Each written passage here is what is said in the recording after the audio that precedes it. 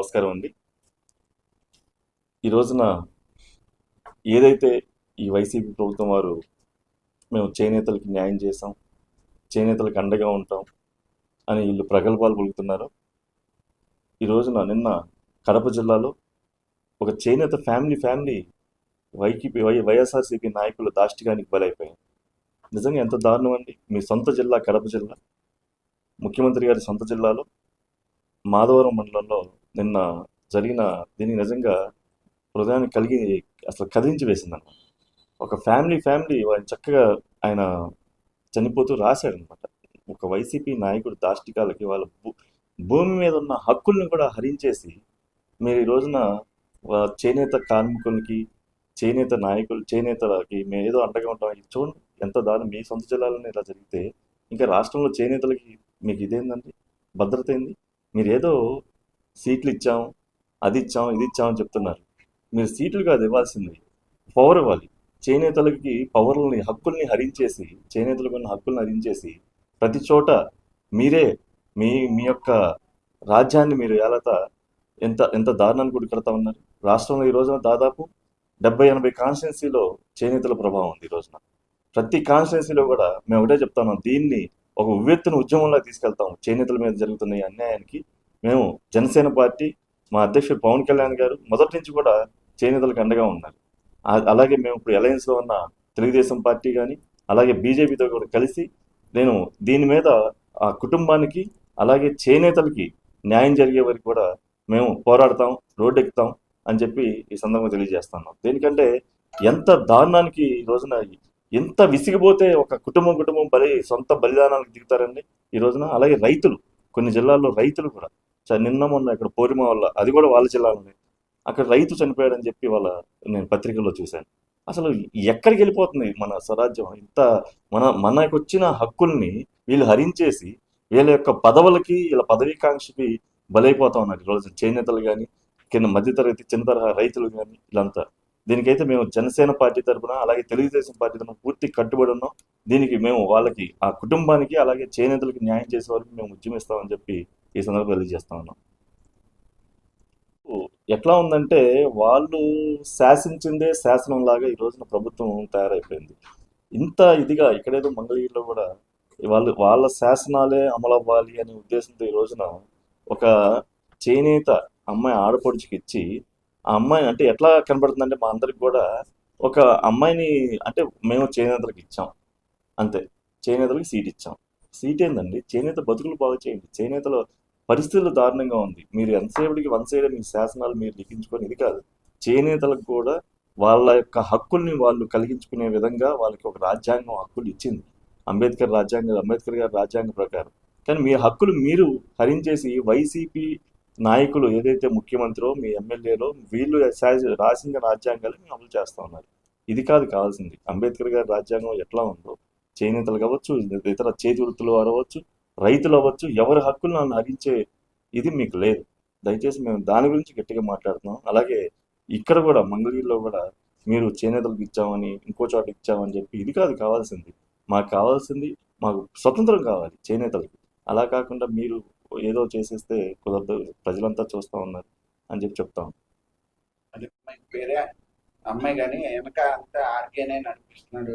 అలాగే ప్రజలంతా చూస్తూ ఉన్నారు. ఇవాళ ఆ అమ్మాయి మా ఆడపడుచు అమ్మాయి, ఆ అమ్మాయిని ఒక ఉత్సవ విగ్రహం లాగా ఇచ్చేస్తున్నారు తప్పితే నిజంగా అంటే అసలు ఈయనకేం పని అండి ఇక్కడ? ఆర్కే గారు నేను గెలిపిస్తా, ఏంది గెలిపించేది? అసలు మీరు చేసిందంతా ఈ 5 సంవత్సరాలు చెత్త చేసేసి పరిపాలన మమ్మల్ని తీసుకొచ్చి ఉంచోబెట్టి ఓటేయమని అడుగుతాం. అంటే మీ యొక్క చెత్త పరిపాలనకి మేము బలవుతున్నాం.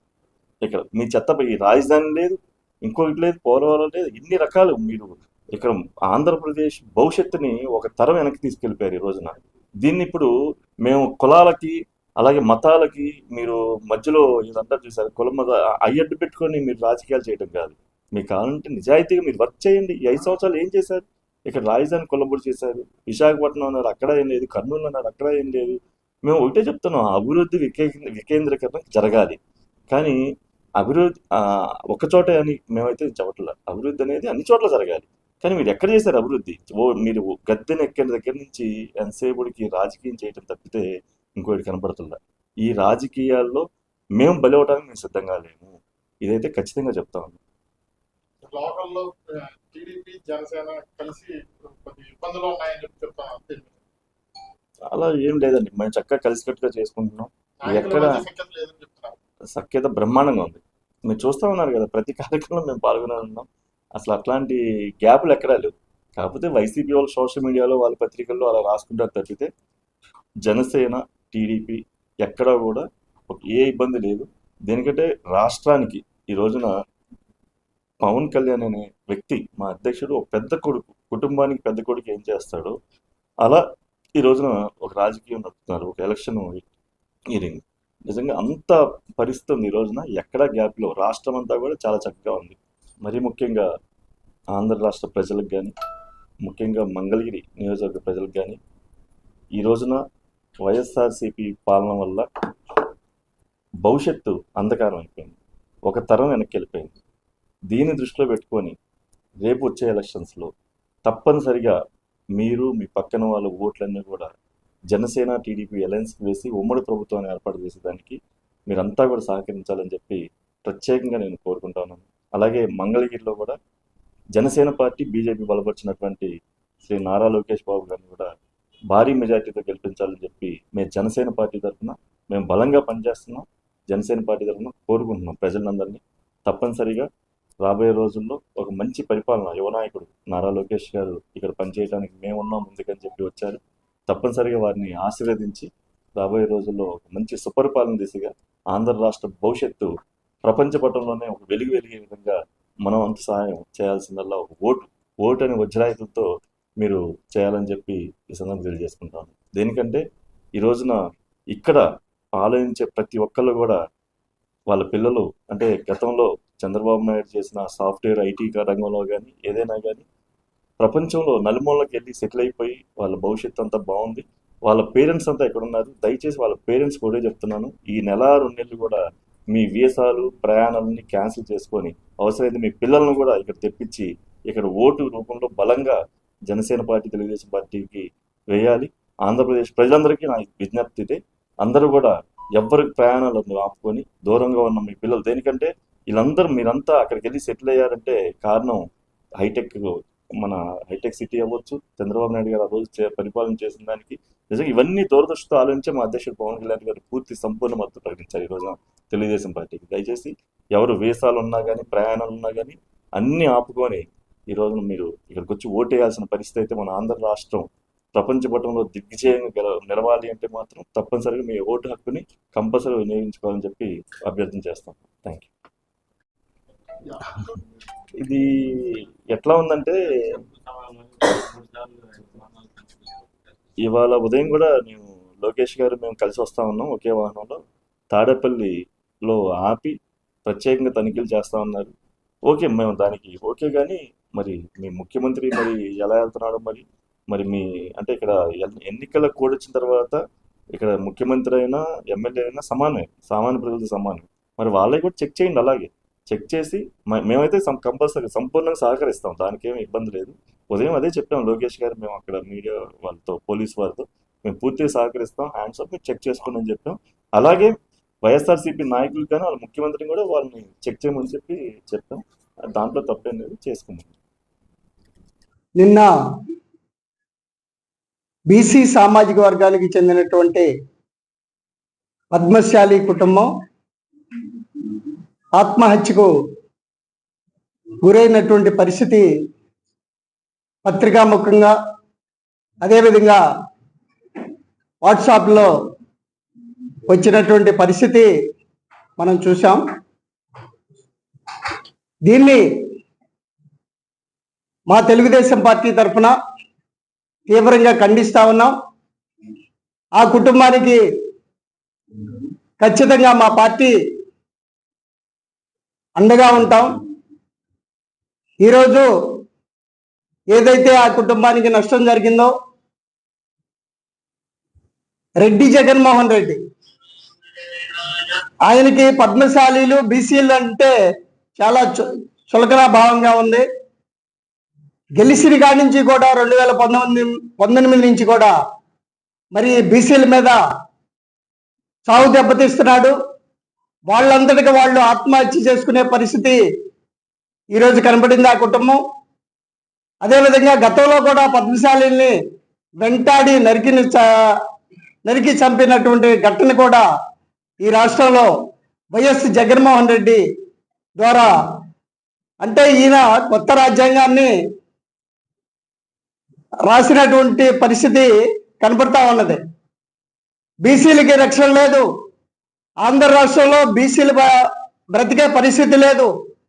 ఏదైనా ఎకరము 2 ఎకరాలు 3 ఎకరాలు ఉన్నటువంటి బలహీన వర్గాల మీద దాడి చేసి ఈ రకంగా బడుగు బలహీన వర్గాల భూముల్ని ఆక్రమణ చేసి అధికార మదంతో కంట కావడంతో ఈ జగన్మోహన్ రెడ్డి వ్యవహరిస్తా ఉన్నాడు. ఈరోజు కొంతమంది చెప్పుకుంటున్నారు, కులాల పేర్లు తీసుకొస్తా ఉన్నారు. దౌర్భాగ్యుడు ఏమైపోతాడో కానీ ఈ జగన్మోహన్ రెడ్డి 2019 నుంచి కూడా ఈ రాష్ట్రానికి పట్టినటువంటి గ్రహణం, జగన్మోహన్ రెడ్డి కులాలను విభజించి ప్రజల్ని సక్రమంగా అన్నదమ్ముల్లాగా బ్రతికేటటువంటి పరిస్థితి లేకుండా చేసినటువంటి జగన్మోహన్ రెడ్డిని ఖచ్చితంగా ఈ 2024లో ఇంటికి సాగనంపాల్సిందిగా బీసీ ప్రజలందరినీ కోరుకుంటా ఉన్నాం. ఈరోజు ఆత్మహత్య చేసుకున్నటువంటి మరి సుబ్బారావు గారు కానివ్వండి, ఆయన భార్య గారిని కానివ్వండి, వాళ్ళ కుమార్తె కానివ్వండి, ఎంత హింసించి మరి ఆత్మహత్యకి గురి కావటం అంటే అది చాలా చిన్న విషయం కాదు. ఖచ్చితంగా ఆంధ్ర రాష్ట్ర ప్రజలు గమనించి బీసీ సోదరులందరూ, అదేవిధంగా బీసీల్లో ఉన్నటువంటి ముఖ్యంగా పద్మశాలి సోదరులు, ఈ రాష్ట్రంలో 50 లక్షల మంది ఉన్నటువంటి పద్మశాలి సోదరులందరూ ఖచ్చితంగా తిరగబడి ఈ జగన్మోహన్ రెడ్డిని ఇంటికి సాగనంపవలసిందిగా ఈ సందర్భంగా తెలుగుదేశం పార్టీ తరఫున మేము కోరుకుంటా ఉన్నాం.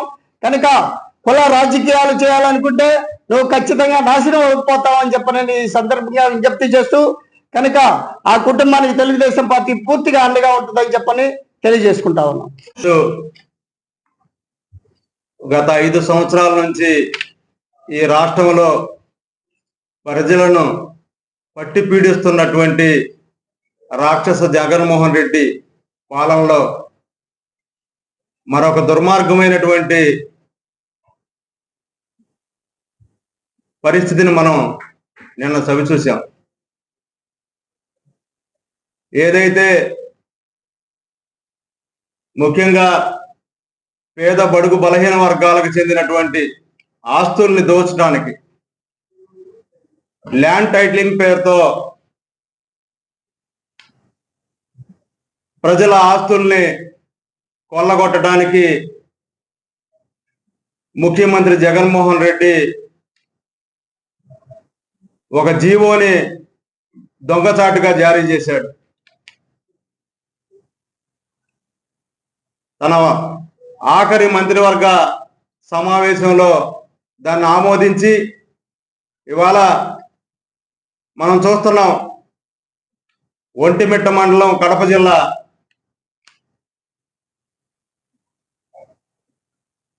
ఆ ప్రాంతంలో ఒక చేనేత కుటుంబం నిన్న ఆత్మహత్యకు పాల్పడింది. కేవలం జగన్మోహన్ రెడ్డి తీసుకున్నటువంటి ల్యాండ్ టైటిలింగ్ జీవో కారణంగా అక్కడ ఉన్నటువంటి వైసీపీ నాయకులు వాళ్ళ భూమిని, వాళ్ళకున్నటువంటి 3 ఎకరాల 10 సెంట్ల భూమిని అన్యాయంగా వాళ్ళ పేరుతో అక్కడ ఉన్నటువంటి తహసీల్దార్తో లాలూచీపడి రాయించుకోవడం కారణంగా గత 6 నెలలుగా ఆ కుటుంబం ప్రయత్నిస్తా ఉంది అధికారులు. మా భూమి అది మా భూమి, ఈ పేరు ఎందుకు మారింది, మీరు పరిశీలించండి, ఇది అన్యాయం అని చెప్తున్నా కూడా వాళ్ళని బెదిరించటంతో గత వారం రోజుల నుంచి మీరు ఆ భూమి జోలికి రావద్దు, వస్తే మీ అంతు చూస్తామని చెప్పేసి వాళ్ళని దారుణంగా బాధ పెట్టినటువంటి పరిస్థితి. ఈ నేపథ్యంలో పాలా సుబ్బారావు 43 సంవత్సరాలు, ఆయన తండ్రి గారి పేరిట ఉన్నటువంటి ఆస్తి అన్నమాట అది. వాళ్ళ పిల్లల కోసం కరోనా టైంలో వాళ్ళ తండ్రి అనేక ఇబ్బందులు పడుతుంటే ఆ తండ్రి కోసం చేసిన అప్పుల కోసం ఆ స్థలాన్ని వారి బారి నుంచి రక్షించమని చెప్పి వేడుకున్నా కూడా పట్టించుకున్నటువంటి పాపాన పోలేదు. ఈ నేపథ్యంలో సుబ్బారావు గారితో పాటు ఇక మనకు న్యాయం జరగదు, ఇప్పటికైనా ప్రభుత్వం అధికారులు మేము చనిపోయిన తర్వాత అయినా మాకు న్యాయం చేయండి అని చెప్పేసి ఒక లెటర్ రాసి, ఇది రాక్షస పాలన, ఇప్పటికైనా ప్రజలను కాపాడండి అని ఒక పక్క ప్రజలను కోరుకుంటూ వాళ్ళు దయనీయంగా ఒక లెటర్ రాసి, ఆయనేమో రైలు కింద పడి ఆత్మహత్య చేసుకున్నాడు. తన భార్య పద్మావతి 41 సంవత్సరాలు, ఆమె కూతురు వినయ, ఆ అమ్మాయి 17 సంవత్సరాలు చదువుకుంటోంది పాపం. ఇద్దరు కలిసి ఇంట్లో ఆత్మహత్య చేసుకున్నారు.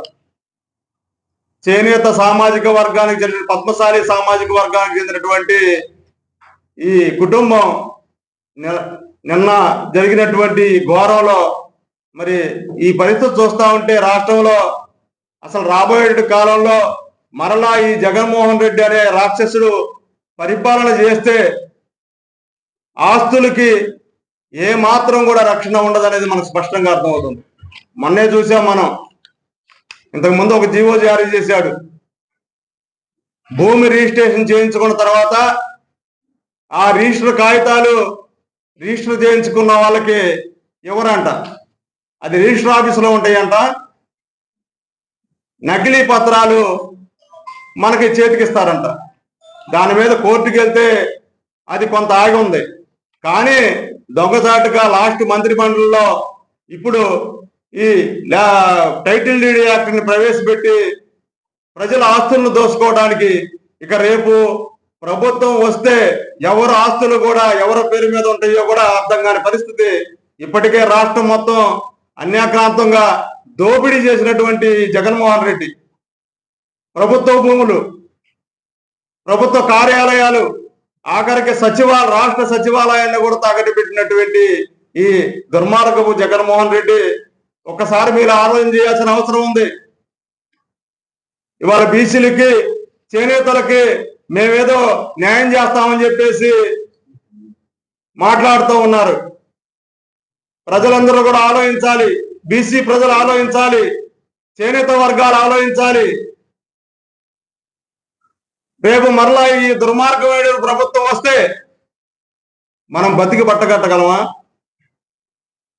మన ఇల్లు మన చేతిలో ఉంటుందా? ఇప్పటికే అన్ని వనరులు కూడా ఈ రాష్ట్రంలో ఉన్నటువంటి వనరులు దోచేసినటువంటి ఈ జగన్మోహన్ రెడ్డి ఇసుక దోపిడీ, మద్యం దోపిడీ, ఇవాళ ప్రజల ఆస్తుల మీదకి ఎంత ఘోరం అండి ఇది. ఆ సుబ్బారావు గారికి చెందినటువంటి 3 ఎకరాల 10 సెంట్ల స్థలం వాళ్ళ సొంత స్థలం.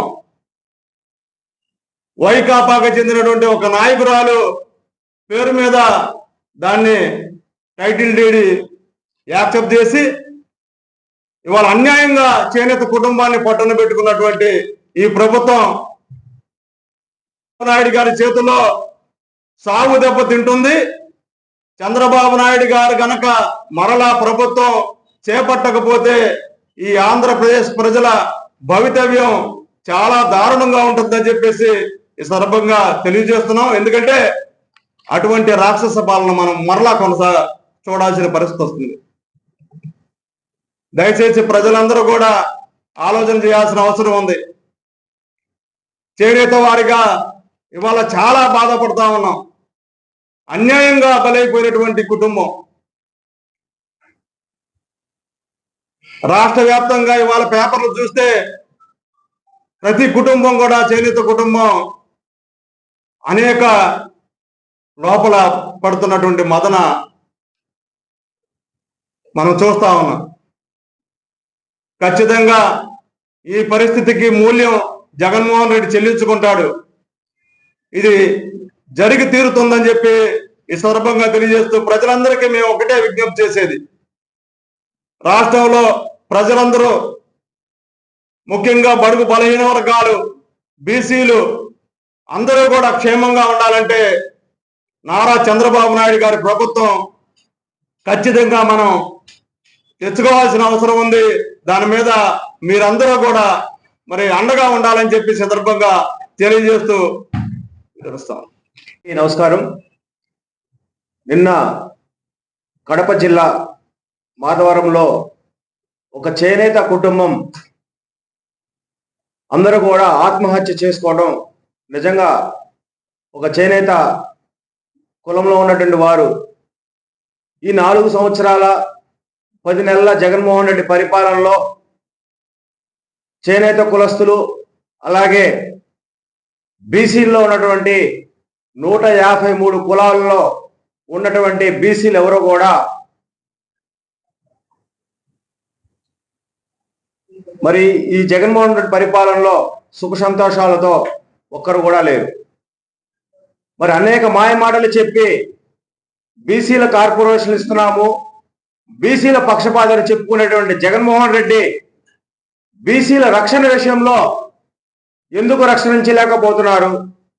ఎందుకు వాళ్ళ వైసీపీ నాయకుల్ని, గూండాలని కేవలం బీసీల మీద దాడులు చేయించడం, బీసీలు బలవన్మరణాలకు పాల్పడే విధంగా వాళ్ళ నాయకుల్ని ఎగదోసి బీసీల మీద కేవలం కక్ష సాధిస్తూ పైశాచిక ఆనందం పొందుతున్నటువంటి జగన్మోహన్ రెడ్డి గారు ఇకనైనా మీరు కళ్ళు తెరవాలా. అయిపోయింది మీ ప్రభుత్వం. ఇక మళ్ళీ కూడా జీవితంలో మళ్ళీ మీరు అధికారంలోకి వచ్చేటువంటి పరిస్థితి లేదు. ఈ రాష్ట్రంలో బీసీలందరూ కూడా ఏకమై మిమ్మల్ని అధపాతాలను తొక్కకపోతే మరి తెలుగుదేశం పార్టీలో ఉన్న బీసీలందరం కూడా ఈరోజు మేము మీకు బుద్ధి చెప్తా ఉన్నాం.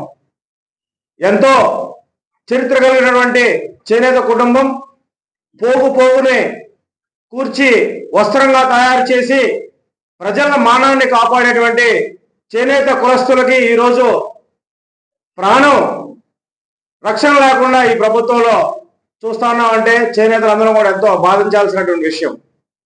మరి ఇంకో పక్క మీకు అభివృద్ధి చేతకాక, సంపదలు సృష్టించడం చేతకాక సచివాలయాలు తాకట్లు పెడుతున్నారు, ప్రజల ఆస్తుల్ని తాకట్టు పెట్టి దాడులు చేస్తూ వాళ్ళ ఆస్తులు లాక్కుంటూ కేవలం బీసీలని మీరు ఈ విధంగా బాధించడం చాలా బాధాకరం.